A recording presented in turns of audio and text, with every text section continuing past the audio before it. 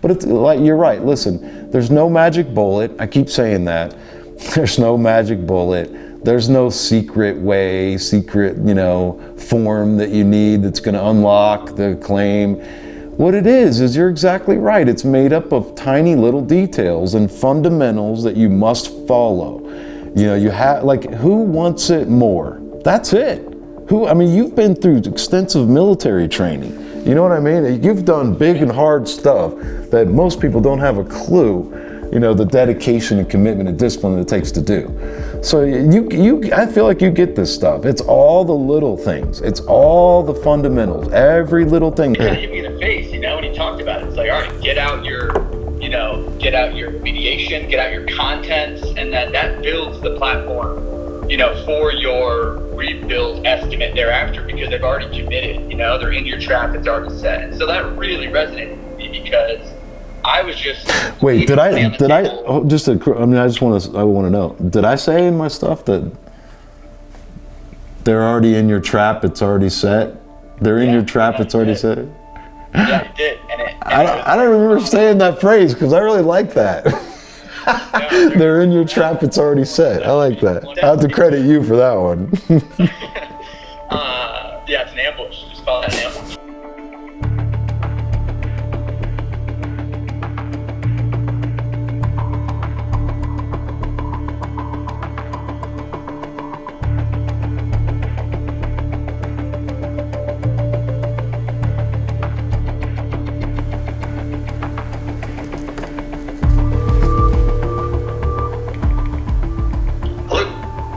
Connor.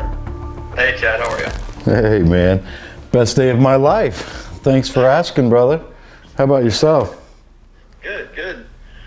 Just been dealing with, fortunately we're at a closeout of a bunch of jobs right now. So just doing final supplements and, certificates of completion and collecting funds. It's good. It's a good type of swamp, but, busy. So I'm happy.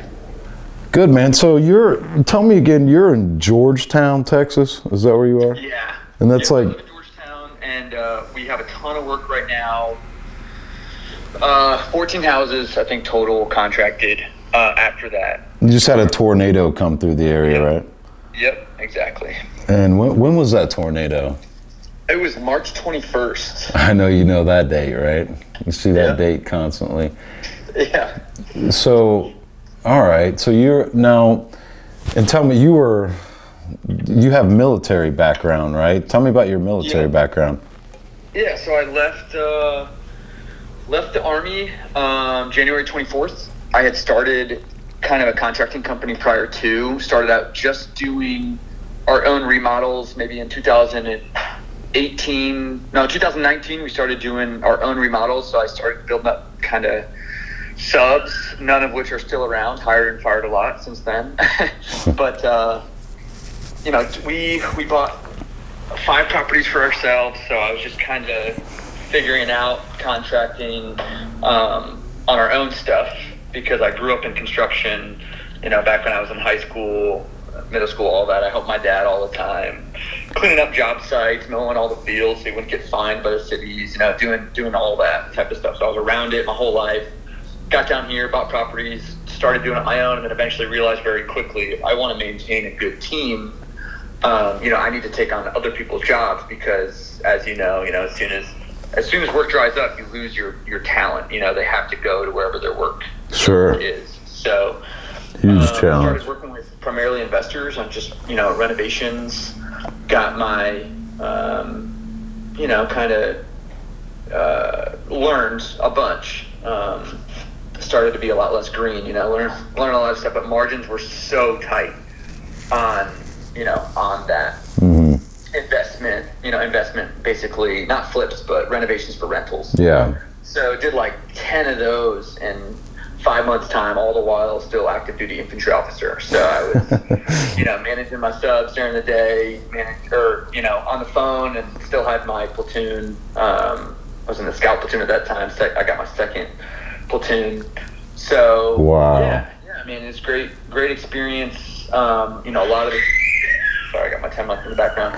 Got a lot of applicable skills from, the Army as a platoon leader. Same exact stuff, instead of a rifle, it's just a hammer. So, the guys are kind of managed in the same way and able to use most of the skills that I had in the Army. So, oh man, I bet that's price. I mean, if I would have had that kind of experience, then I would probably still be a contractor. I'd probably still be doing it, because the production end of it, that's got to be priceless, just invaluable experience to have doing what you're doing now. And so and Conor, you're a young guy, right? I mean, you appear to be young. How old are you again? I'm 28. You're 28. And so you and your wife have been kind of managing these properties and buying properties and fixing them up and renting them and managing the rentals. Is that right? Yeah, that's right. And you have to get them ready for that and renovate them. And so you're doing a little bit of everything with that. And so you started somewhat of a kind of renovation repair company, and you're active duty military, running your company, and then all of a sudden you get out in January, right? And then you have a tornado hit in March. Am I getting that right? Okay. Yep, that's correct. So I was, it's kind of funny. All of our money was going to like rentals while I was in the Army. So it's like, we just like all the paycheck, everything would go into kind of the renovations and acquiring properties. So it was really funny. Like a week before the storm, I was having that conversation with my wife, like, hey, I'm really sick of just not having any money, like ever. Like, it seems like we're working so hard, and looking at the bank account, you just never know. And the tornado hit, and I had just kind of dipped my toes in the water in January. My own rental property flooded. And so you have an insurance claim. We had BlackRock Mooring, or I think is the company. It's a USAA. Blackman Mooring. Blackman Mooring. There you go. Yeah.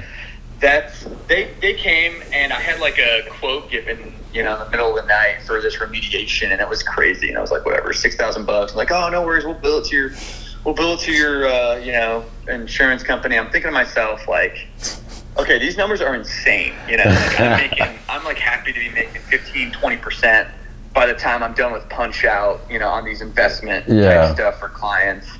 And, these margins are crazy. So that's kind of what got me. I'm like, all right, like they're clearly doing this a lot. They're very good at it. And so that's when I started following kind of some of your material. So my own property for an insurance claim was the first one I started with. So, contacted the adjuster, and I'm just like, hey, I own a contracting company, so the company, the LLC is going to be handling this one. He was really cool with it, because I read some stuff online. If it's your own project, they can try to screw you on O&P and that type of stuff. And he was like, no worries, it's fine.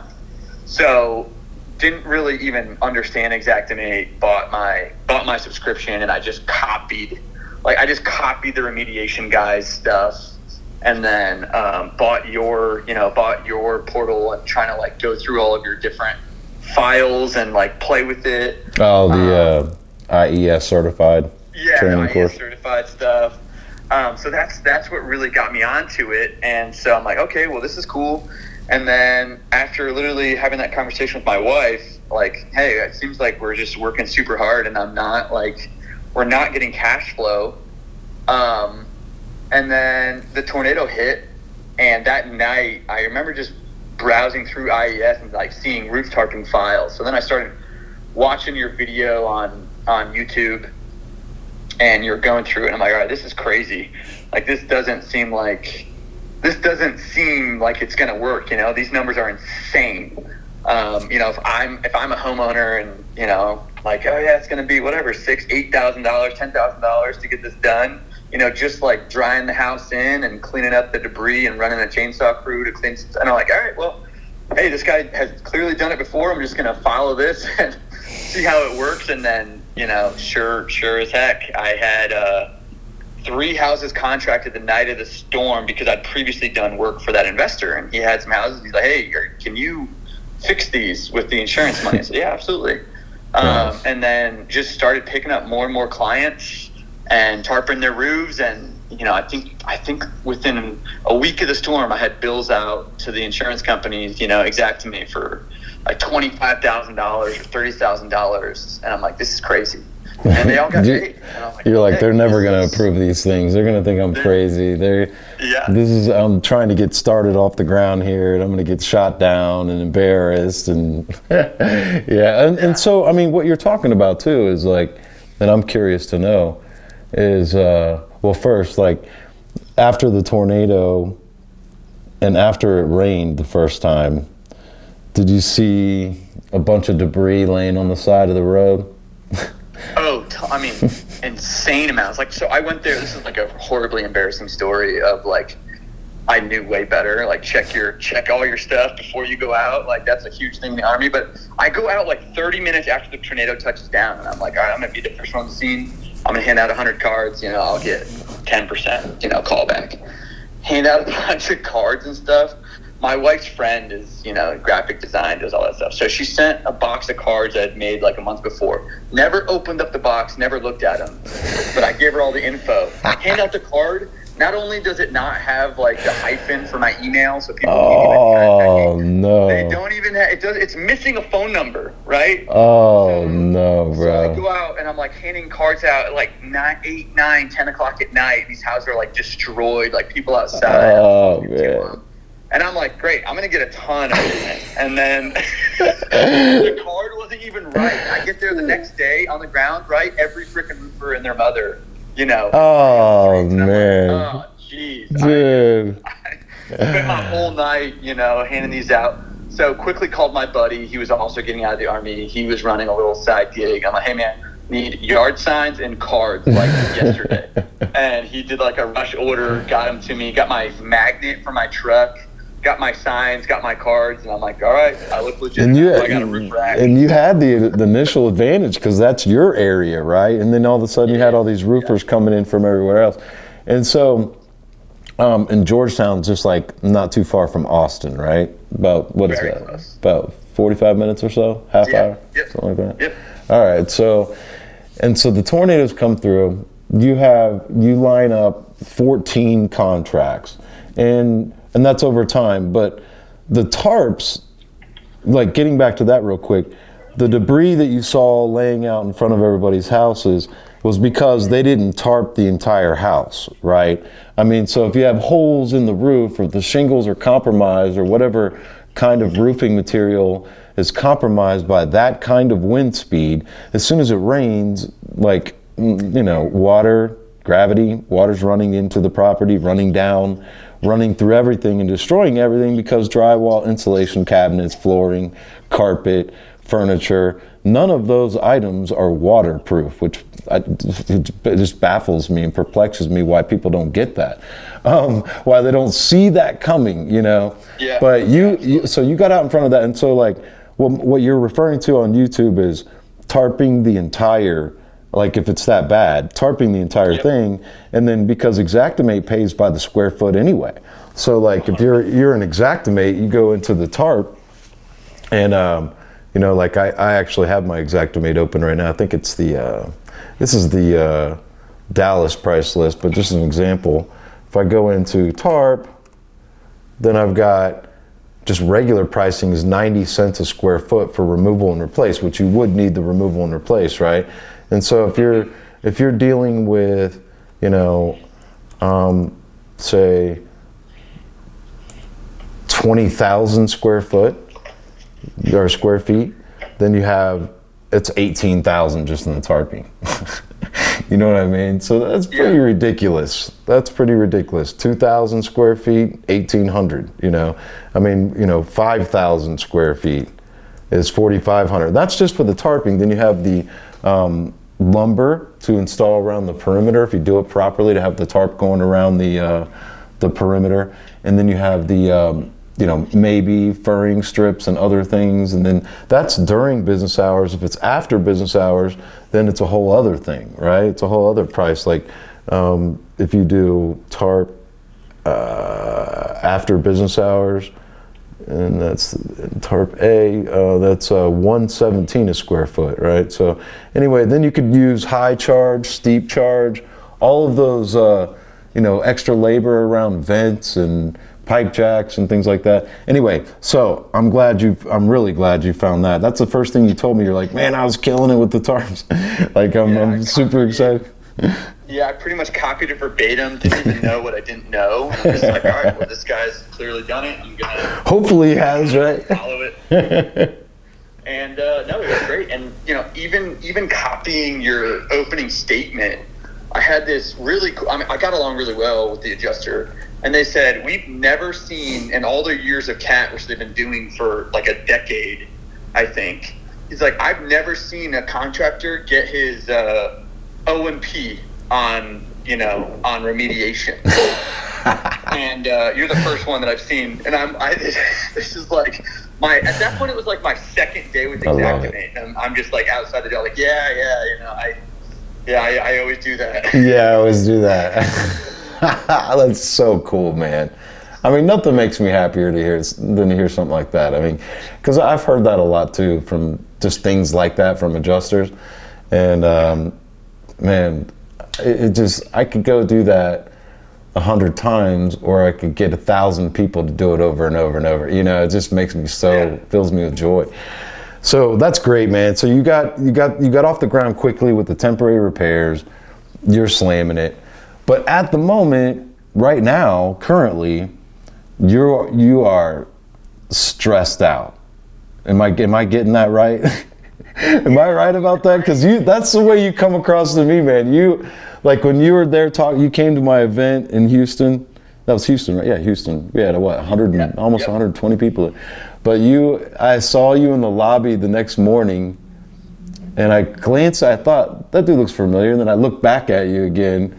And you were like, Chad. Yeah. And what did we stand there for like forever talking? Your wife and your baby was there. Yeah. I didn't get to stay for the last hour of the seminar. And I walked away from there feeling like, and yeah, I walked away from there feeling like he does not have his fill yet. Like he's still searching for something. You know what I mean? He needs answers for something. And sure enough, man, you're emailing me, texting me, calling me, and you seem like you really, really, really need help. And you're like willing to get the guidance and advice. So how could I not call you back? Yeah, no, I really appreciate that. But I definitely need the mentorship. You got a lot of proven material, and there's some areas that I definitely need improvement on. And the biggest thing is like initial scoping of jobs, and then really ensuring that I'm maximizing my supplementation process, because you say it better than anyone. Like I think 40% or less, our contractors are actually supplementing ever. Yeah, I think it's actually lower than that. Way more jobs, which is sometimes very hard to get, or do less jobs and just maximize, the amount of money that's on the table for each one. So that's kind of where I feel like I'm not maximizing it. But even following your material in IES, I'm still increasing across the board, probably 20 to 40%, And let me ask you this. So I was kind of thinking you were going to say something about you're struggling with the insurance code. I'm sure you are, in some kind of way. Yeah. But how's that coming along? Like, because I guess you don't really have anything to compare it to, right? You started out, as soon as you started into this, you found my stuff, and you can't, like a lot of guys I talk to, they're like, we used to do it this way, right? And now we do it this way, and there's a big, huge difference. You can't really compare it to how you used to do it, except for, retail construction kind of thing, or not really even retail construction, just construction, real estate construction. So I know you don't have anything really to compare it to, but what are your biggest struggles right now with the insurance companies? Beyond just, learning everything, like with the fire hose. Because you're doing big, extensive jobs. I mean, when it's a tornado, it's not just a roof, right? Like you're doing everything. No, you're doing all kinds of stuff. I would say average dollar figure, maybe $80,000 to $90,000. Yeah. Some in the 100 and, I got one that started at 120. I just maxed out her policy at like 185. And then, as low as maybe, 45. But I think largely, 80 to 90K is probably the average. Very similar to hurricane work for sure. Very, very similar. Yeah. For the most part, the adjusters have been relatively easy to work with. You know, I send over filing all your stuff in IES, like don't give them an out, you know, send all the photos. I write a detailed email that'll kind of get most of the argument off the table to begin with. You know, when they call me, they'll already have 80 or 90% of the supplement approved, and they'll just have some remaining questions. So really just trying to cross my T's, dot my I's, following kind of your material to the T as best I can. But I still feel as though, you know, some of your files don't directly relate, you know, like some of the stuff, like it's good learning material, but I feel like, okay, it doesn't fit the job perfectly. Yeah. And so I feel like I'm kind of missing some stuff. And so I want to make sure that I'm, you know, doing a really good job on supplementing, because the rest of the stuff is okay. You know, the project management portion, I'm okay with that. You know, I kind of have a foreman that's running most of my day-to-day.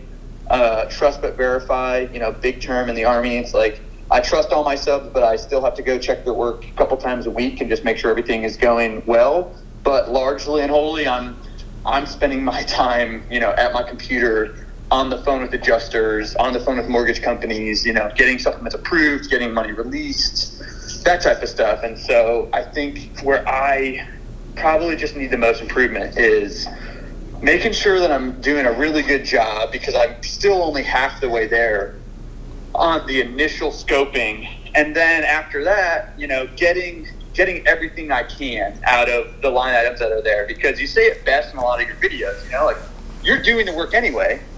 It's just we're not billing for it. And so it's totally correct. You know, sometimes I think there's this like bad interpretation of insurance contractors, like, oh, you're looking for every item, you know, so that you can really stick it to the insurance company. And I think it's not true, because we're truly doing all of the work anyway, just not knowing that, oh, there was a line item in Xactimate to charge for that work that we did. Well, and there are contractors out there that are making you look bad. And what I mean by that is, like, there are a lot of people that take this stuff to the extreme and with, like, not in a good way. Like, for one thing to look for is, there are a lot of just simply nothing but roofing contractors. They're only going to do the roof. They're not interested in taking care of any of those other problems, but yet they're going to try to supplement the crap out of it, right? They're going to try to supplement, you know, the roof. And hey, if they are roofers and they just do roofs, they should supplement the roof. But they're putting a lot of unnecessary items on there. The job it is complex if it's just a roof, but not as complex as something like you're working on. So I think adjusters are used to seeing people put like temporary toilets on the estimate for you know, in a crane for like a 25 square walkable 4-pitch roofing job, you know. And I think one of the ways around that, like I don't think those roofers that are just doing only the roof, I think they're really missing something. I think they're missing a lot by not doing all those other things, at least by not addressing those things, because that's the way to get your O&P, first of all, you know, by the job being complex and requiring coordination. But I think, Conor, one of the things that, you know, I know that you're concerned about the initial scope, getting that better, right? It is very important, like the inspection. However, I mean, you hear me all the time talking about how important that is, and you need to spend a lot more time, and you need to not miss any details. And it's like, you know, the job is like a crime scene that must be investigated, right? It's like a CSI crime scene. You have to dust the whole place for prints, you know, just to find all the damage, right? And that's kind of the way you do it, or the mindset that you want to have. And you do that for two reasons. One, you want to do it to collect the documentation to prove, you know, so that you can have the evidence and the proof, and take that information and translate it into an Xactimate estimate so that you can get the supplement approved in a manner that's not missing so many line items, right? You're trying to get the missing line items approved. That's one of the main reasons why you want to do a very, very detailed inspection. The second reason, working in conjunction with that simultaneously, and I think you get this perfectly, Connor, is if you do a proper investigation, proper inspection, and very thorough and detailed, then who is right there with a front row seat to all of that? Who sees all of that? Well, myself, but especially the client is seeing how thorough you are. That's right, and they see it better than anyone else, right? The client has also, speaking of all those other roofers that swarmed on the neighborhood, they've also seen a lot of other stuff from a lot of other your competition. I would venture to guess that no one out of those competition, unless they're in my course or something very similar, there's not, I don't know of any other. There's a lot of people out there that are very much into the documentation. The biggest winners are. Has nothing to do with my course, but like if they're if they're those type of people, or if they're in my course, maybe. But mostly you're going to see that turn them and burn them mentality.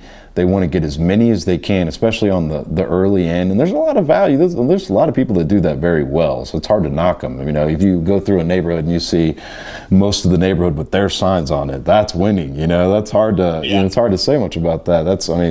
Unless you've done it. So, but I'm more like you. I think I'd rather do them right, and get the maximize each job instead of it being a $20,000 job for a roof. I'd rather get everything taken care of and have it more, into the six figures, and doing it right.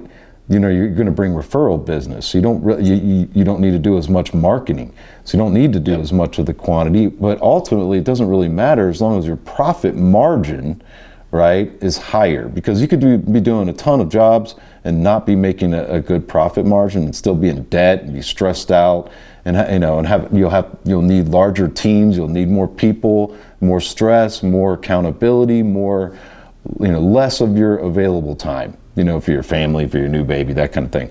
But the inspection is important because you want to build your case, okay, the documentation, the proof, and the evidence, so that you can win, you can get a higher approval, but simultaneously working at the same time while doing that inspection, the client is seeing that. And to me, that's the best way to sell a job, is to not go in there and try to sell anything. Just complete the steps, look for the missing evidence, do a proper, investigation, ask a lot of questions of the client along the way, so that you can learn more about everything that's happened before you got there. You're familiar with all the details of the job, but then also give them free advice. After you've gotten all that information, you can now give them a proper consultation about the way that you see things, right? I see that the insurance company has it this way. I see the damage is this way. I think this is the solution on how to get, how to fix it. We need to get all this documentation, put it into a correct report, put together a proper Xactimate estimate, teach them about what Xactimate is, show them copies of a previous job where you show them the original estimate where it started out from the insurance adjuster, followed by your estimate or a photo report, right, before the estimate, but show them your estimate, how a proper estimate is written, and then show them the final result where the insurance company ended up at as proof, as credibility, right? And you're establishing yourself as the expert. And maybe they sign then, but if they don't, that's okay, because they're going to come back, because they're not going to see any of your competition be anywhere close. So I think that the inspection that you mentioned, the initial scoping, okay? Like first, I'm not doing any of the actual scoping, the writing down, taking notes, doing any of that while I'm doing the initial walkthrough with the client. I'm more focused on them, asking them a lot of questions, really, and educating the client, doing as best as I can to educate the client. But then I let them go off on their own to check out my, credentials, the BBB, all the stuff I gave them, references, all of that, while I go out and do my exterior, roofing inspection, an interior also. And during that portion of time, that's when I'm writing everything down, taking my photos, doing my notes. That way it's not being distracted by having to focus on the client. I don't want those things to get in the way of each other. And then I go and of course, that's my homework assignment and that's their homework assignment. We meet back together. I try to get them to sign then, but I don't push it. I just try one time, and I tell them beforehand that that's what I'm going to do. I'm going to go out and do all these things. I'm going to come back in and I'm going to present the paperwork to you. The price, I can tell you that now, is the total approved RCV, and explain what that is, educate them on all that. But here's what I'm really trying to get to, Connor. I want to take the stress off you a little bit. Yeah. You do not need, I never put the pressure onto myself to get that initial scope on that initial inspection correct. Because the reality is, if you ever miss anything from that report, okay, or your scoping or whatever it is, your estimate that you turn in and you get a supplement approved, right? Remember, we're always supplementing before the build anyway, okay? Like we are, confronting the insurance company with everything that we have. We're trying to get them to approve as much as humanly possible before we go in to start the building or the repairs, right? Now, when we go in and start the repairs, we're always coming up with additional items that come up. Always. We did something wrong if you get through a build and you didn't come up with additional items that you now need to go back to the insurance company yet again and supplement again, right? There's almost always, if you're doing it right, there has to be at the end more supplementing done during the build and after the build, especially after the build, right? And so, my thing is, you're never bound to come up with every single item during that estimate process, like during that very, very initial stage, because it's a supplement. That's what I love about this work. It's never done. The claim is never closed until all the repairs are made and paid for. Okay, like they can be reopened and reopened. People ask me, how many times do you need to supplement? Like how many rounds? And I said, man, as many rounds as necessary, as many times as it takes to get all of those items covered. Okay, now I almost always miss things on my very first inspection, even me, and I feel like I'm very high end compared to most as far as not missing things, but I almost always miss things. So I go back a second time and something else catches my attention, third time, fourth time, and sixth, seventh, eighth time, you're still finding things that you didn't see, especially on a job like you're working on. I get it very well, right? I would have to go to these jobs several times to really get an accurate picture of it. And here's the thing, Connor, like all of this is really proving something to everyone here, is that the adjuster is only there one time.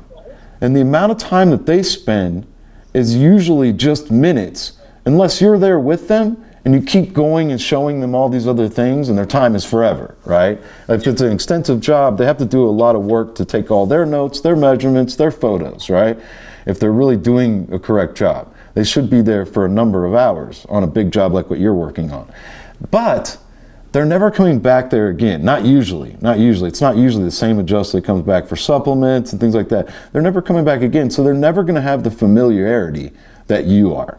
The desk adjuster, if it's one desk adjuster at a certain company that's going to stick with that file from start, from cradle to the grave, that adjuster is never, ever, ever going to have the familiarity of the details as you are. That's your advantage, meaning nobody's going to spend as much time with that job as you are, okay?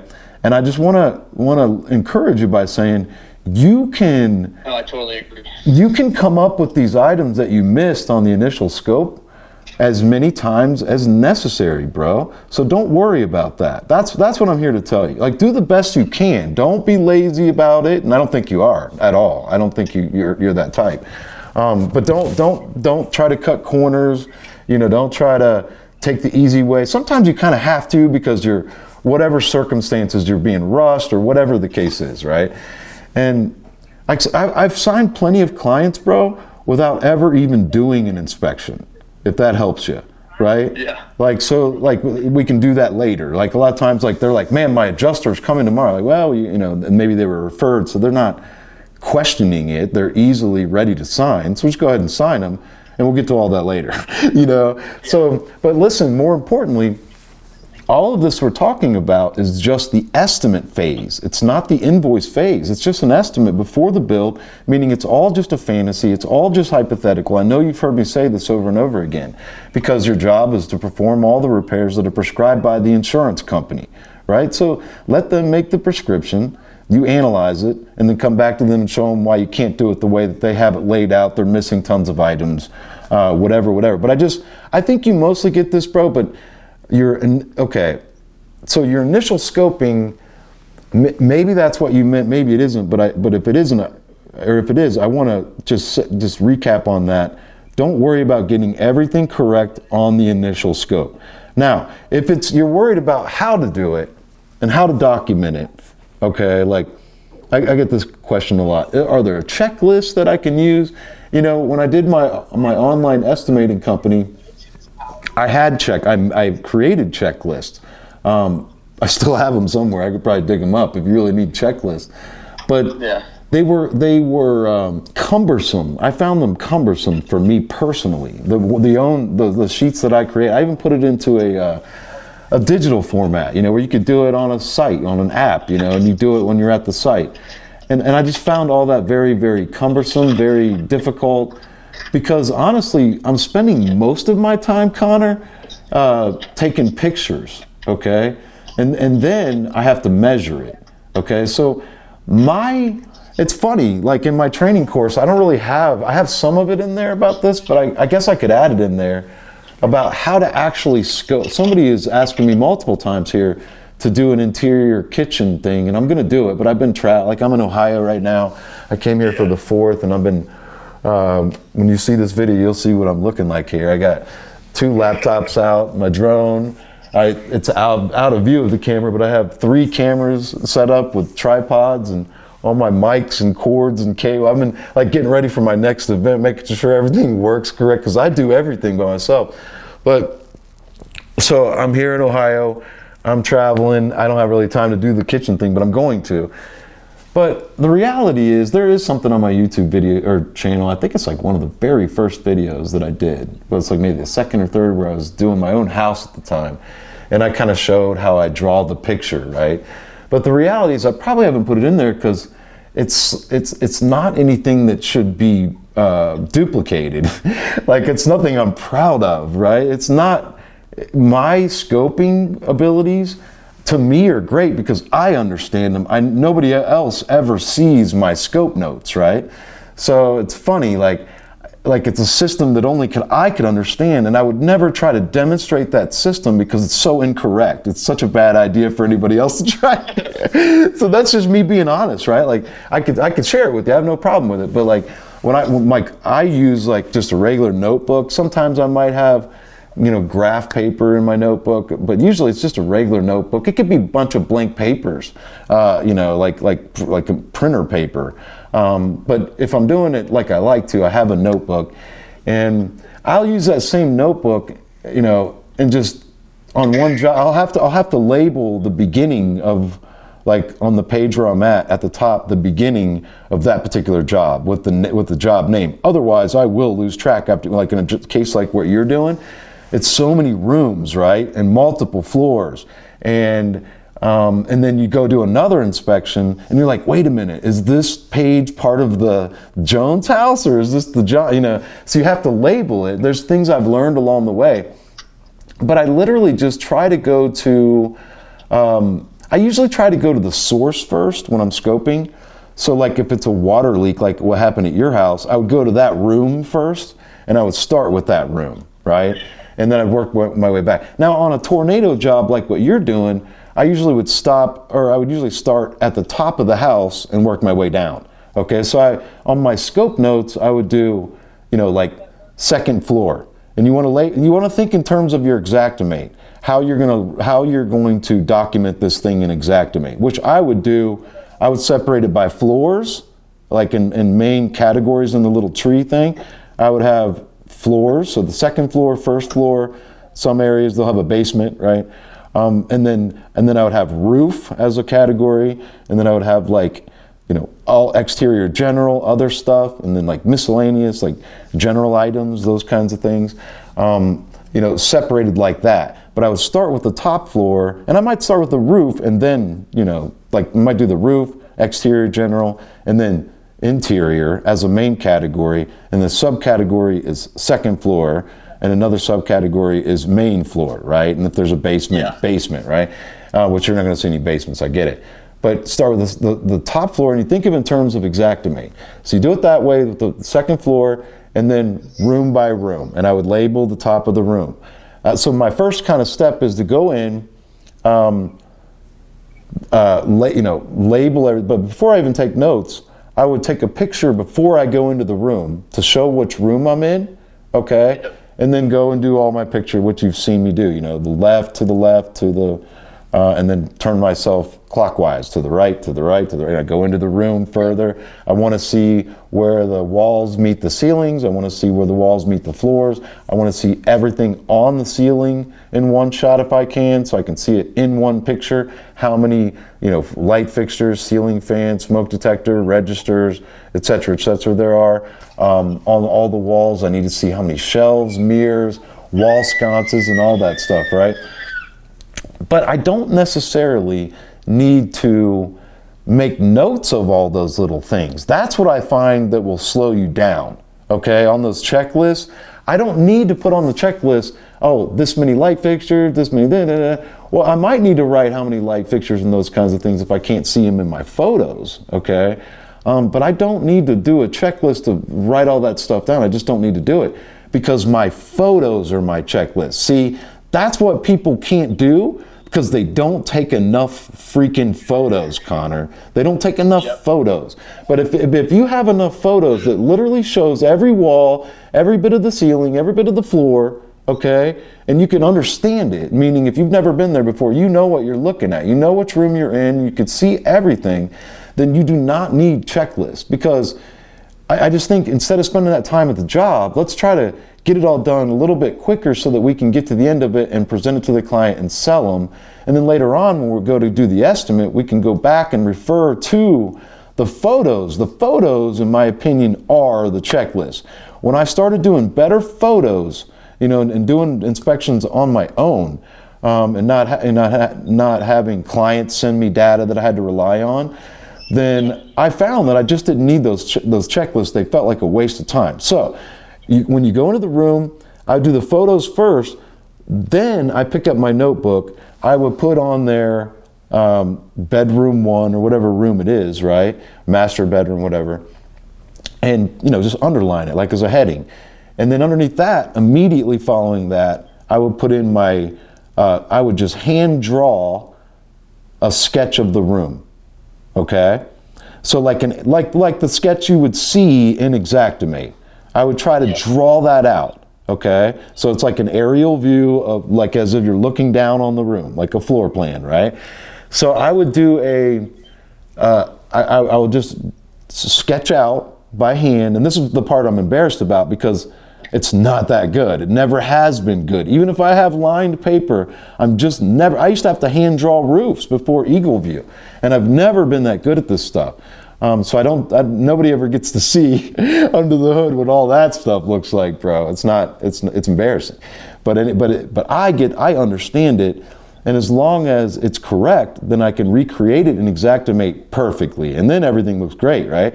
So, but I quickly hand draw and it's got to be good. Like if there's little angles of the room, draw all that out, and then you simply, what I'd first do is measure the height of the ceiling and mark on there just under the heading of bedroom A or whatever, or bedroom 1, or actually inside of the sketch I would put in there 8 foot high, okay, or 9 foot high. So I have the height of the ceiling. If it's a slope ceiling, I would put in the low height, I would put in 6 foot high or 8 foot high to 10 foot high, right? So I know it's a sloped room, right?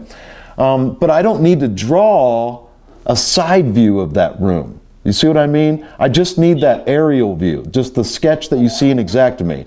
But what's very important that most people forget, and most people that I had doing this and submitting it to me, they would always miss walls, man.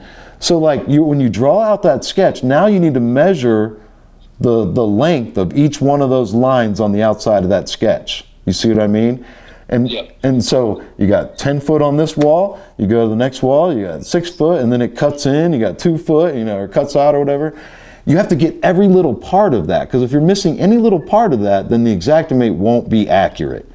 But even then, Connor, what if I mess that up? What if I screw it up and I missed a wall and this and that? Then I'm going to take my best guess based on the photos and all that, because again, we're just talking about an estimate. I could always fix that later when I have to bill for it. I could always say, and I could say, hey, we messed it up. We were missing 2 feet on our original thing. No adjuster is going to beat you up about that, because they all get that. But I'm really just focused on that. I'm focused on, and I'll draw out where on that aerial sketch where the windows are. I'll just kind of mark where they are, and then I'll go measure the windows 4 by 3, and I'll mark right there by that window area. I'll just put 4 times 3, right? And I'll go over to the next one, and same thing for all the windows and the doors. I measure the doors. See, if I have that data, then I can create a perfect sketch. I'm not really worried about anything else. So I just more than anything, I'm focused on, as far as note taking, just that, man, the sketches. There might be a couple things that I need. Maybe I need to measure the baseboard, the width of it, or the crown molding, maybe something like that. But for the most part, I don't need much else. I just need that sketch. I need to measure the sketch. I need very detailed photos. Now I'm done. And if anything is missing, because you're such a genius, Connor, and you supplement before the build, and you do that right, okay, if anything is missing, you can always get it on later. Never, because there's a lot of times, I know you know this, and I just want to say this because we're recording it, is that so many times an adjuster, when they approve your supplement, and it's not quite as high as yours, but they come up with an estimate, and it's somewhat close to it, almost all the time, they contact you and say, hey, got my estimate done, I sent it over to you, take a look at it, and if you agree to it, let me know, and I'll get the check out in the mail, or I'll get the check going, right? And of course, we know, Connor knows, because he's freaking amazingly intelligent, he knows to say, well, go ahead and send me the estimate, but I can't agree to anything right now. Go ahead and send the payment, by the way, too. Send that payment. Send it, right? Because it's going to take us a while to vet this, send it through our, get it through our estimating team. We're still planning, and we're in progress, or you might be already doing the job, right? And we'll try to make it work for what you have here, because our job is to perform all repairs that are prescribed by you. And if anything comes up, we'll let you know. How's that sound? Okay, great. It's very simple then, because they're like, people incorrectly so many times think that if they agree to some kind of a supplement, or if they accept a payment from the insurance company, then they've settled, okay? And that's why I'm not a big fan of appraisals, public adjusters, things like that, really even litigation, because usually in those things, it does involve a settlement, and you get like one bite at the apple. Well, yeah, no, I'm not going to settle. I just want them to go ahead and pay the payment that they owe for the repairs. I'm not negotiating anything, all right? I'll take that money off the table, take it off the table, okay? And then come back to them again and again and again and again, as many times as it takes, because you can contact the insurance company directly. They're not referring you to some appraiser or a PA, right? Or some attorney. You have all the power. I believe you have more power than anybody else as the contractor. If you do it correctly, exhausting all options as the contractor, I think you have more power than any of these other fancy tactics and methods that people are using. And I'm tired of being apologetic about it, man. I'm getting a little bit more and more bold about this stuff, because I know it offends people. There's so many people that are doing this for a living. And I'm not knocking them, because there are a lot of good ones. A lot of them have hired me, but they're the ones that are winning are getting the best documentation. They're doing it correctly, and they're not dragging it out for months and months and months. But they still have to rely on the contractor's documentation. They need that in order to proceed with anything powerful. So the contractor holds all the cards, in my opinion. Sorry for rambling, Connor, but did that answer a lot about the scope, the scoping problem? Yeah, no, absolutely it does. And we covered a majority Suspected of it. it would. We get a little more in-depth topics there at your seminar, which is great.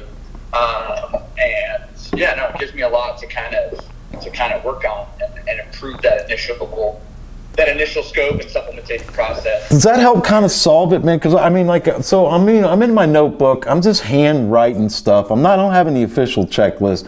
Now, there's a lot of people that are very organized. They're detail oriented. They're very analytical, and they're real good at charts and lists and spreadsheets and things like that. And I am to a point.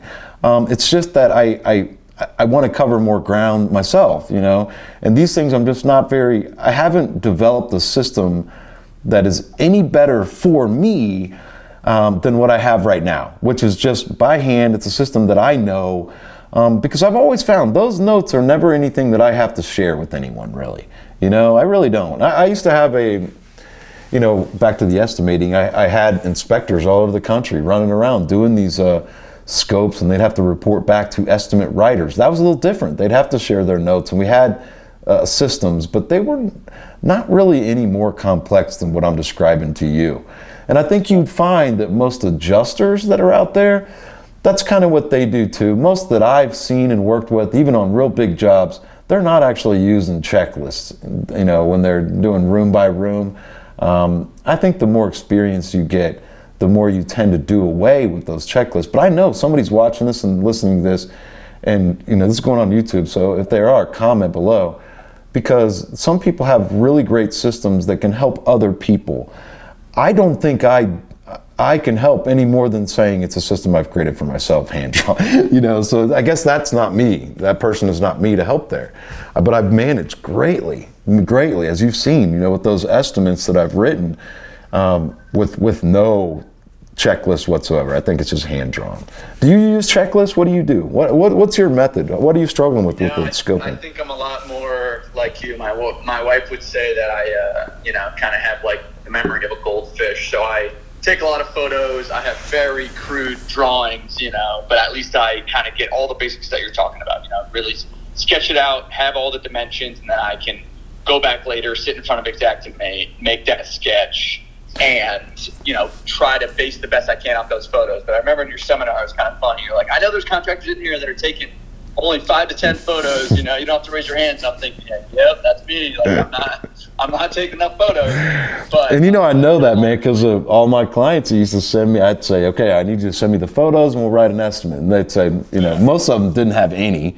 Some would have one, and then others would have like 5 or 6. I mean, hardly every now and then you'd get somebody that would have a ton of photos to give you. And it's like a breath of fresh air, That's really what all of my training and everything, that's why it all started.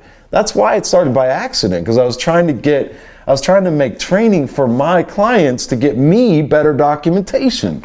And it all developed into this so many years later. It's so crazy how that evolved, how it happened accidentally, But yeah, I just, I think if there are any helpful tips, I've already kind of said them, but the biggest challenges to my system, again, is where you're working on big jobs like you are, where there's lots of rooms, lots of floors, damage in all the rooms, and all, just damage everywhere. So you have page after page after page for every job, room after room after room.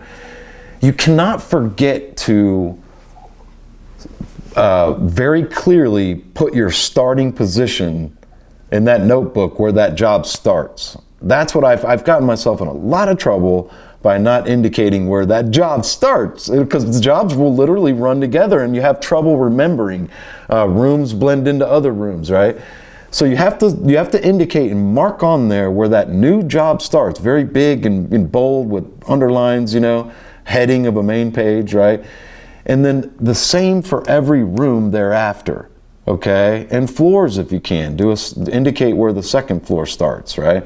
And then every room under that, and then indicate where the first floor, the main floor, and then every room under that, right? So you want to have some kind of category so that you'll understand your own self when you go back to do the Xactimate estimate. The other thing, just as equally as important. So you have just 2 components basically when you're doing your estimate. You have your handwritten notes that have all your measurements, and then you have your photos. So when you're sitting down and you're writing that estimate, if you're anything like me, you're looking at your photos and you're looking at your notes, the photos, I always advocate, for anybody watching that's not taking photos, if you don't have a camera, you have a smartphone, and you need to start using that right now. If the biggest challenge to using a smartphone is when you take hundreds of photos like you're supposed to, then it bogs down all your storage, all your memory, and so I would use Google Photos. As soon as you're able to get them uploaded, you can go to Google Photos and delete them from your device. So it's in a cloud, and you can create them into an album and name that job. Also Google Drive, you can do the same thing. I love Google Drive. But as soon as you can possibly do it, you need to have a camera, a professional camera. I have multiple cameras, but I use a Canon T6i Rebel. And grab it right now, actually. I got it sitting over here. I use a Canon T6i Rebel, and I think is this T6i or T6i? I think they have, they came out with T7i and T8i, I think even, but it's like 4 years old, man. I've had it for that long too, and it still works as good as it did the day I got it. And you can get these things for the new version for like $385. I think I saw the other day at Best Buy, one of my favorite places to play, my playground. Now it has the back of it, where the monitor is. I got the more expensive version, which was like 600 and something, maybe $599, because the LCD screen on the back, you can twist it.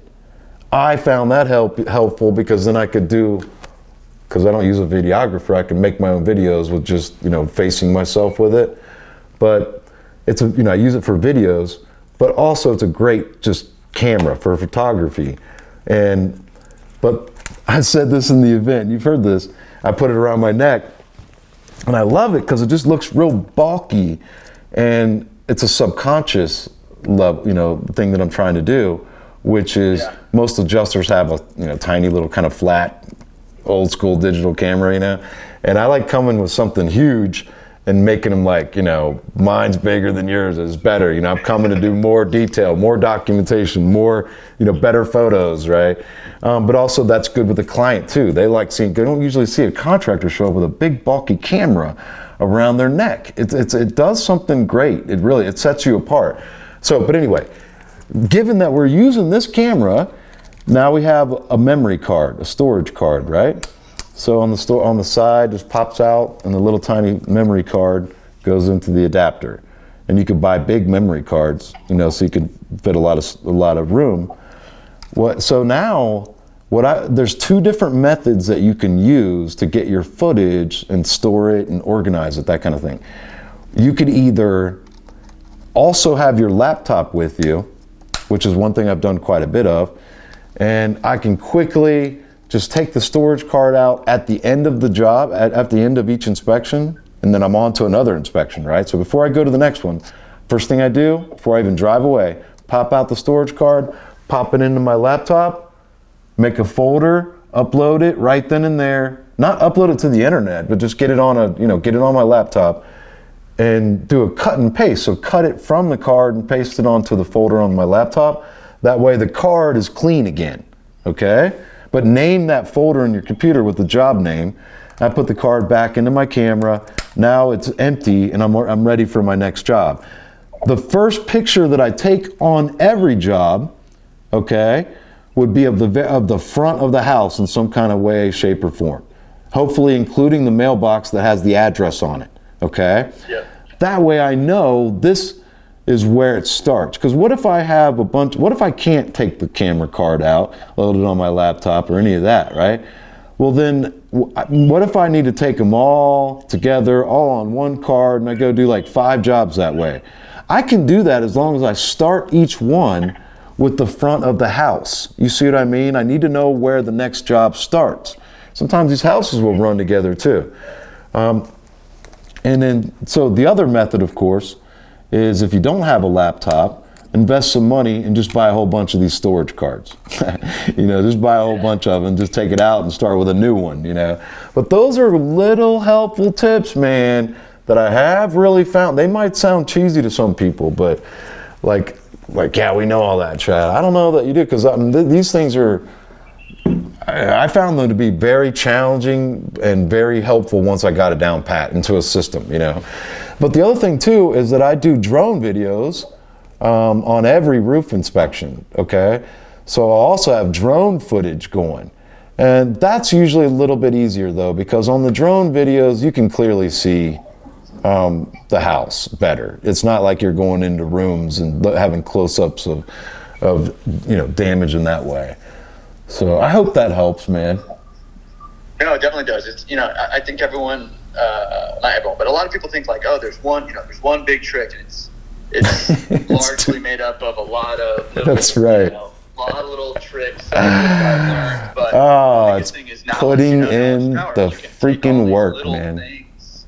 Yeah, if you take all these tiny little things, it saves years of, you know, trial and error and you know, of time wasted. Sure. So, yeah. Oh yeah. Absolutely. I'm always on a mission to do that. You know, because man, that's the saddest thing is like, as long as it took me to learn the stuff that I learned, it's like the Israelites, you know, 40 years in the desert. Like, it should have only taken them 40 days. You know, but like I'm taking the long route, but mostly because I didn't have, you know, social media and groups and all that others. I didn't know who else to look to learn from. It was always about falling down, trying things, trial and error, you know.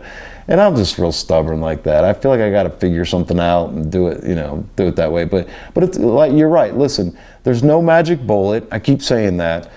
There's no magic bullet. There's no secret way, you know, form that you need that's going to unlock the claim. What it is you're exactly right. It's made up of tiny little details and fundamentals that you must follow. You know, you have, like, who wants it more? That's it. I mean, you've been through extensive military training. You know what I mean? You've done big and hard stuff that most people don't have a clue, you know, the dedication and commitment and discipline that it takes to do. So I feel like you get this stuff. It's all the little things. It's all the fundamentals. Every little thing. Like you guys focus so much on, like, you know, making your bed right and your uniforms and your gear, and everything's got to be on point. You spend so much time preparing all that, and it's all so important. It's really crucial. But I've been doing this stuff for years and years, and I've been talking about it publicly for going on a decade now, you know, where you can go back on my channel and track where it started on video, 7 years or more, and other, you know, social media and things. And I've watched some old content. I was kind of watching some of my videos before I went on this tour to the first event again, because it'd been a while. You know, I was just like, let me go and listen to some of my stuff and just you know, just kind of come up with, just refresh my memory on some of this stuff and things that I would say, you know. And I was looking on there at some really old stuff, and it's just as true now, because most of it is about putting in the work, you know, doing a better inspection. I mean, there's no secret. It's just, you have to put, once you think of it fully, the things that have to go into this, it's just to simplify it from the top again, every job's a crime scene that must be investigated. It's an investigation, like a CSI. You got to dust the whole place for prints. That way you can come up with everything that's damaged and all of the items that it's going to take to put it all back together. You're getting questions answered from the client. You're meeting with adjusters. Maybe you're looking at an adjuster report. You're learning where the insurance company is coming from, and then you're figuring out what's wrong with this insurance estimate, right? Like my series, What's Wrong with This Insurance Estimate on YouTube. You're figuring out what's wrong and what's missing, and now you know, like, what you have to come up with documentation wise to gather the proof and the evidence to present your case, which is with the help of building codes and photos and your notes that we talked about, putting all of that, translating it into an accurate, detailed, item by item, line item Xactimate estimate submitted to the insurance company. And then also coming from the position of, I'm not here to tell you how to do your job, but I'm just here because I was hired by the client to perform all repairs that are prescribed by you, by the insurance claim. I try to do that, and I found that I'm coming up short, and here's my version of the events. You see what I mean? Or my version and interpretation of the facts, and the protocol of what it's going to take to get us back. Usually the adjuster can see, wow, this guy knows it a lot more than I do. He put in a lot more work. He gathered a lot more documentation, and that's why they like to use your ESX file to complete their Xactimate estimate, right? Yep. Now, okay, so we got all that. Other things that I want to know from you, and I want to do this to help you and others, who's doing all of the emergency mitigation work? Now, I know you did the tarps. So, and if you did the tarps, and there's in a lot of cases not a need for a lot of this other stuff to get the property dry, right? But I imagine you've gotten yourself into, what do you tell me? The 14 contracts, have they already been mitigated? Like emergency services company come in and gutted the place, and then you come in to do the reconstruction? Do you have a combination of some of that? How are things usually structured? That was one of the biggest learning points, honestly, from your conference. Is, I don't know why, I guess I'm just not smart enough, but it kind of hit me in the face, when you talked about it. It's like, all right, get out your remediation, get out your contents, and then that builds the platform, for your rebuild estimate thereafter, because they've already committed, they're in your trap, it's already set. And so that really resonated with me, because I was just wait. I just want to know. Did I say in my stuff that they're already in your trap? It's already set. They're in your trap. It's already set. Yeah, you did. I don't remember saying that phrase because I really like that. They're in your trap. It's already set. I like that. One of your new spiels, but I mean, it really makes a lot of sense. I have to credit you for that one. Yeah, it's an ambush. Just call that an ambush. But I love that. If you're not taking advantage of the content and the remediation, which I wasn't, dumbly, I was like, well, I don't specialize in that. I'm just going to rebuild it. And it's simple things, it's cutting out wet drywall, it's setting up fans, it's bagging it, it's hauling it to the landfill, like all things that honestly are kind of happening anyway. And yes. Was just leaving money on the table. Yes. So, embarrassingly enough is, I was coming in after those things oftentimes. And sometimes it's out of your control because you're getting a contract later. Mm-hmm. But for some of them, I was getting the contract from day zero. Yeah. And honestly wasn't maximizing those, that portion of the business. So I think, it makes a lot of sense, kind of stuff that you previously talked about, throwing in on those things, because it sets you up later for if there's any question about your supplement, if they're arguing square footage or line items, and say, oh, okay, well, let's go back to the remediation, thing, and see, I had it right here that I had to rip this out or take this out, so it would make sense that I put that back together. And I was like, oh man, that is just priceless. There's no better way to get your estimates approved when they are waving the hand as quickly as possible to get the house remediated, because they don't want more damage, and then it really makes it harder for them to argue, later when you're rebuilding that portion. So yeah. So all right. I mean, just and again, just for some context here, I have my Xactimate pulled up again. It's in the Dallas price list. It's not the same one as you're using, but it'll give you a quick representation. The drywall 1/2 inch drywall, hung, taped, floated, ready for paint. Right. The thing that they're going to have on their estimate, the insurance company, it's going to have that on there, and if it hasn't already been mitigated, and so we're looking at like brown stained drywall, those kinds of things with water spots, it's still there, right? When the insurance adjuster comes, it hasn't been taken out, and so they write it up as R&R. It's it'll say R&R, like remove and replace, drywall 1/2 inch, hung, taped, floated, ready for paint, or it might say ready for texture. Usually they don't use the smooth paint that I use because that's better, but ready for paint, and it's $1.98 R&R. Okay, that's what the adjuster is going to have, in the estimate.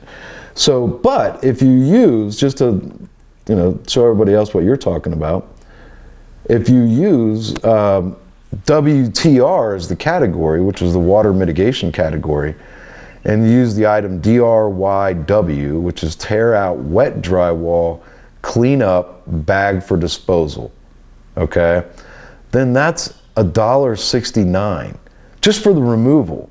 Okay, so going back, drywall, 1/2 inch, I gave you the R&R, but just for the removal of that one is 31 cents.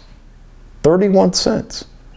So, Yeah. you know, you're and that's just category 1, that's not category 3 or 2. It's just regular like fresh water, and technically it should be more than category 1. Would I hit them for more? Probably not. I'd keep it real reasonable. I would like, and I could refer back to that, like, really, you know, I could have made this category 3, but I only charged you for category 1, right? All right, so now if you're doing, so just as, and what we're talking about is, when you go to remove wet drywall or wet water damaged drywall, and first, you have to remove that. You can't put kills over it like so many people want to do. These roofers will say, oh, you don't need us to do anything with the inside. You can do that yourself, put some kills over it, it'll be just fine. No, you have to tear that out because the water is staying the other side of it, insulation. You know, it's not, the kills, it's going to bleed through later anyway. I've seen that a lot down in Florida with after the hurricanes down there, it was humid. Stuff bleeds through anyway. A lot of people did that in their garages, like in popcorn texture and things. It comes through. There's so much kills and it's just not, it doesn't work. So you need to actually cut out and remove any water damaged drywall. Okay, you need to remove the insulation above it because it's been compromised. The efficiency is no longer even as good. The R values have been compromised. So you need to spray it with, spray the whole area with antimicrobial agent. You may need to clean it even. That's another item. But spray it with antimicrobial agent and replace the insulation, replace with new drywall, at least in the area where it was damaged, and you need to prime it. You need to put new texture and blend it in there.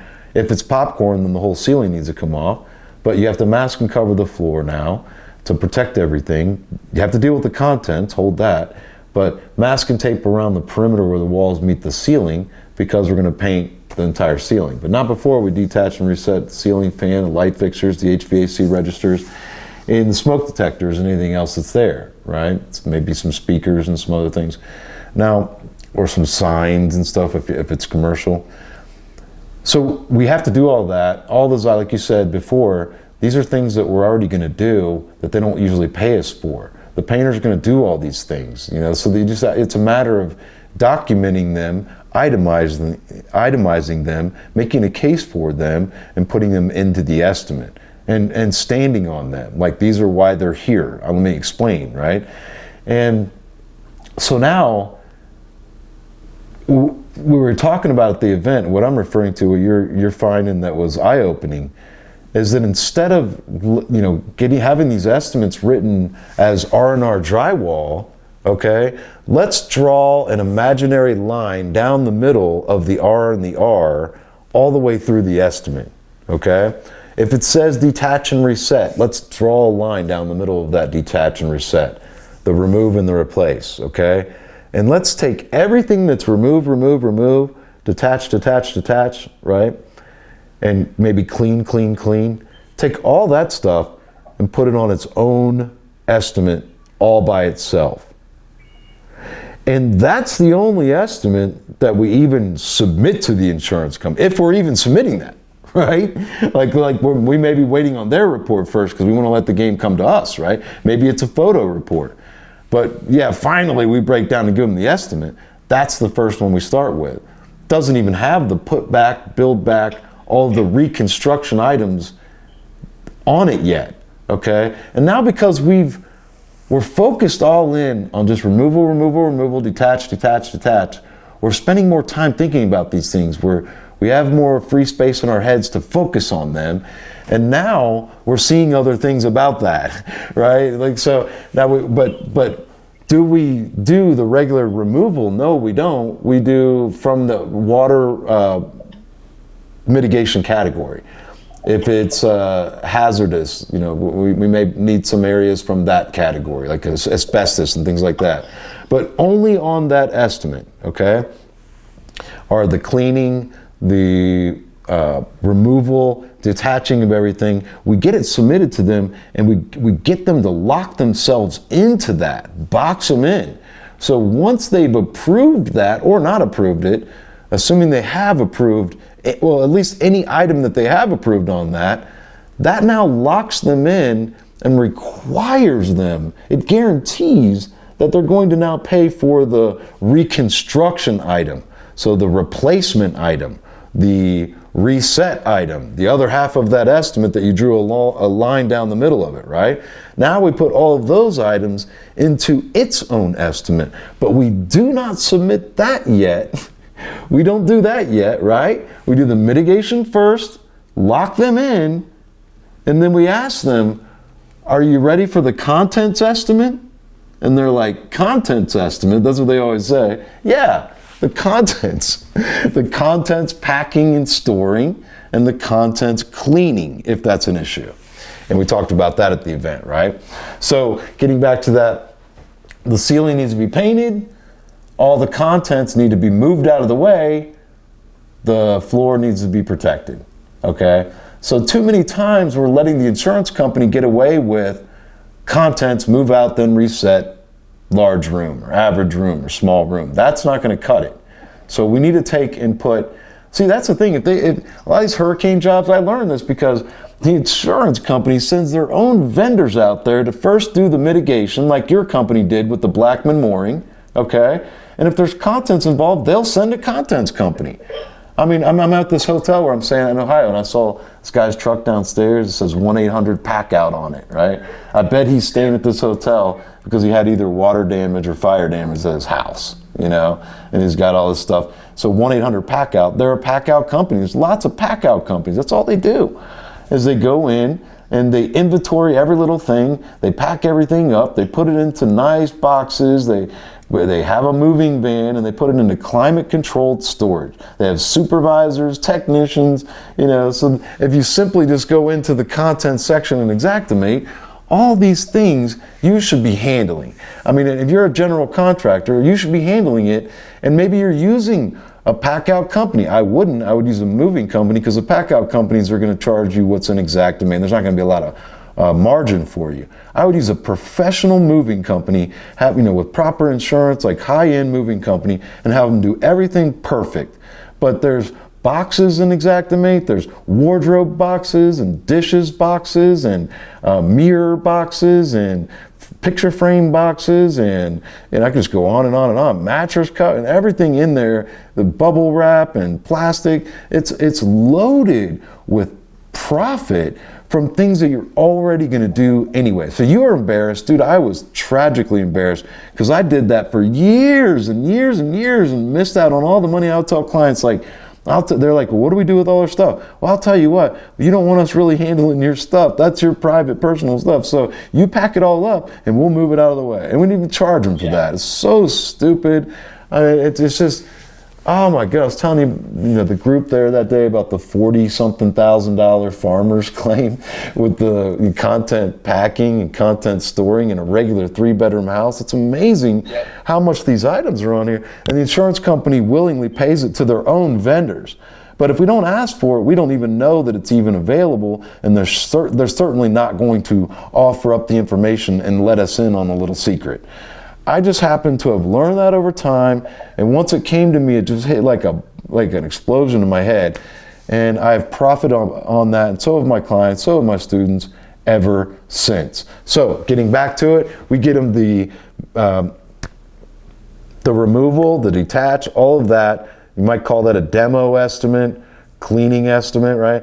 You have all of that on the mitigation estimate. You have that on one estimate. You get them to approve it, lock them in, then hit them with the contents estimate, right? And then, of course, get them to approve that, then submit the recon estimate that has all of the replacement items and final cleaning, like everything that's going to take to bring it all the way back, right? And that's the way I would run that, brother. So you have 3 different estimates with 3 different types, and you may have like various revisions of each one of those estimates. That's really drilling into this stuff deep, isn't it? Like you talk about like You maximize it by spending more time and maximizing the one that you're with. See, I mean, no, who does these things correctly? I mean, the very best of the best do. You know, like you think of like the biggest actual restoration companies, they know this stuff. And, but most roofers don't. General contractors, you know, it's, you start putting these principles into place, it's amazing how well it works. And it's so efficient too, if you think about it. Like you breaking it all down like that. I don't have a lot of pushback from adjusters, to tell you the truth, because they're in over their head usually with that stuff. No, I think you're completely right. I do have one big question. Mm-hmm. You know, had the same thing brought up contents in the seminar, was how, like, it seems so nitty gritty, like how many boxes and what type. How did you really go about doing that? I mean, did you just have your mover say, hey, just give me an itemized list at the end? All right, so hey, I will say this, man. You could do this as like the wild, wild west, and you're just a pioneer trying to figure it all out and make your own rules as you go along. Like, you know, I'll tell you what, it's amazing how far you'll actually get with that. Some of this stuff, because, you know, so many of the adjusters don't know what they're doing, you know. Yeah. But I will advocate to this, like, I'll tell you, I'm not at all IICRC certified, okay? And that's, if you don't know what that is, it's the institute that gives you certification for like water restoration technician. These are the things that are required, like if you go to work for ServPro and Blackman Mooring, you know, and there's different certifications. There's smoke, you know, damage technician. There's all kinds of different levels and different specialties, right? And one of them is contents. There's multiple that are contents. And I've always said, you know, I don't need to be certified because I've written plenty, thousands of mitigation estimates and have followed the IICRC standards when it comes to like formulas and calculations and how many fans to set up in a room that's a certain size and how many dehumidifiers and how much moisture and blah, blah. I mean, this stuff, it's invaluable to learn. And doing the readings and documenting the actual readings and lots of other things, right? I've learned the hard way. So looking back, why didn't I just go take those stupid classes and get certified? You know? I mean, it's a real knock on myself that I'm making an admission right here to publicly that I'm not, so I never had any desire to be certified.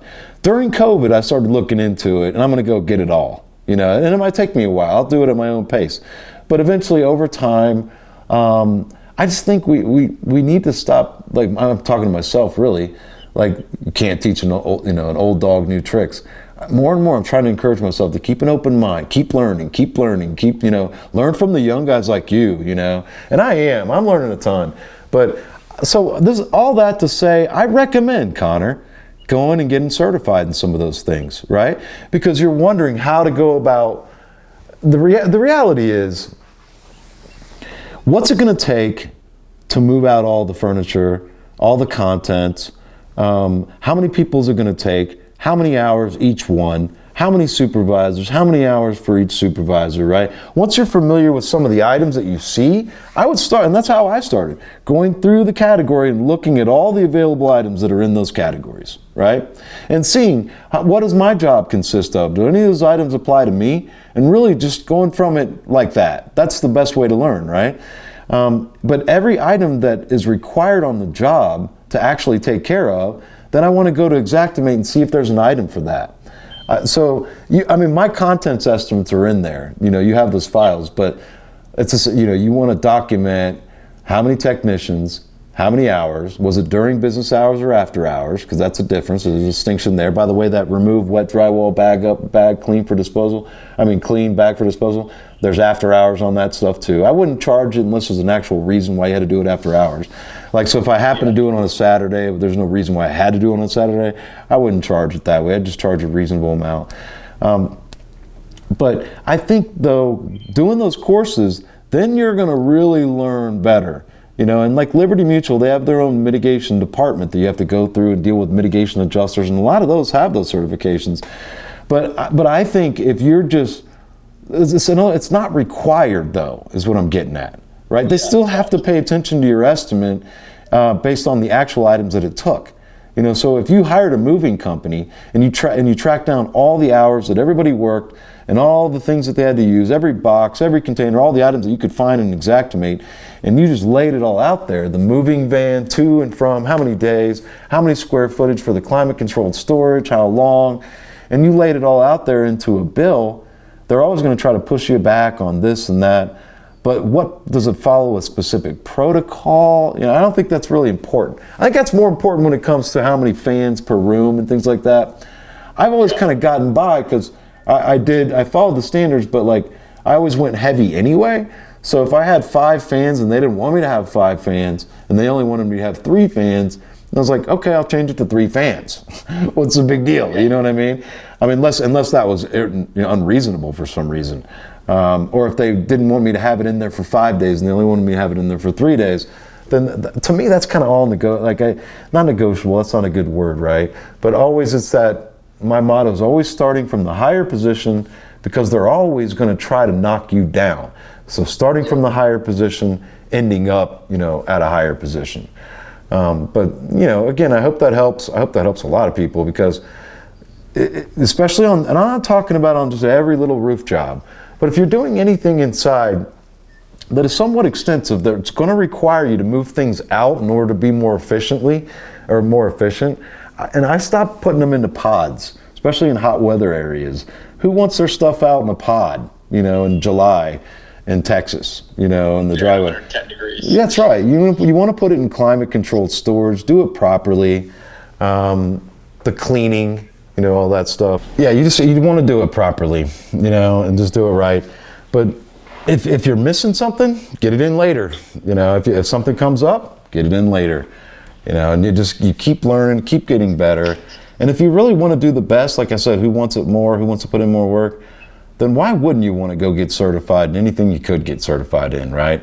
I didn't know about that. That's a great recommendation. And I would sell it too. But they're expensive. They're expensive courses, but there's places you can go. There's different locations you can go take them at. And some of them are really cool. Like they have they actually have a fire in a house that you can see, and they do, it's really like they have mock houses set up and do different things. There's a lot of really great stuff. And when you figure it out, I might go with you, man.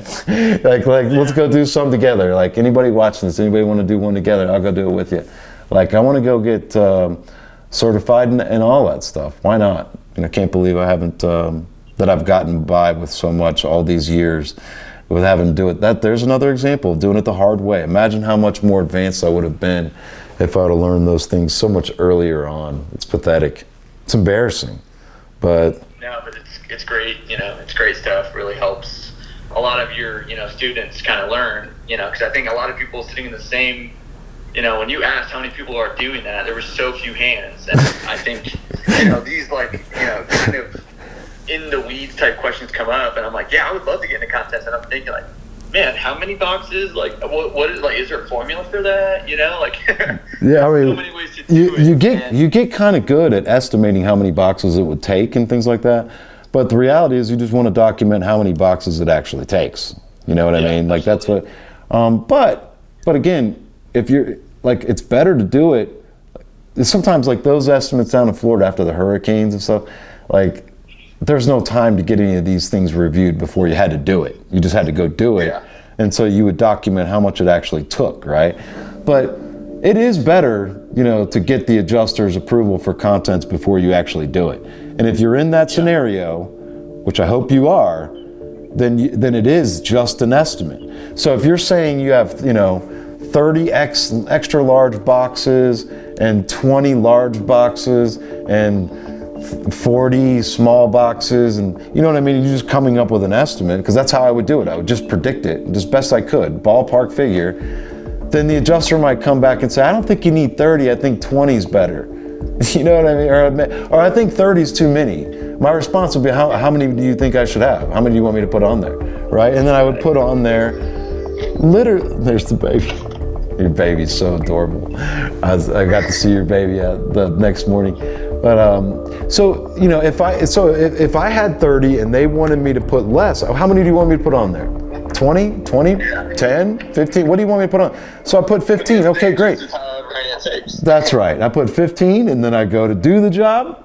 And then what happens? I figure out how much it actually took. See, I get to be the one to be right at the end, right? Like I get to be the one to find the right answer. Nobody else does, because the adjuster's not going to come to the job site and figure it out themselves. They don't have that kind of time, but I do, right? So I'm going to be there to figure it out, and they're going to pay me what it actually took. Same thing for waste factors, the same kind of thing, right? Where people spend so much time and they'll blow the whole thing and they won't even get the first payment from the adjuster because they're like, no, I don't agree. It should be 15% waste factor and you only want to give me 5. It's like, I don't care if they take the waste factor off completely, okay? Because I'm going to take the payment that they do issue and then I'll go build it and document how much the waste actually was and prove it to them, and they will pay for what it actually took. Once it's no longer a hypothetical and becomes an actual, then you have a lot more power and a lot more leverage. But anyway, Connor, I hope that this stuff has really helped you out, man. I want to provide value in any way that I possibly can. And that's why I asked you if I could film it, because I'm thinking, I know this guy's incredibly sharp and he's involved in some, complex stuff. And I think some other people could probably get some good value from the answers also, and from the questions, just from some of your story. It probably helps too. But so thanks a lot for that, dude. I really appreciate it, and thanks for allowing me to share this with who knows how many other people that can really use this information. I'm betting on it. Yeah, thanks so much. All right, buddy.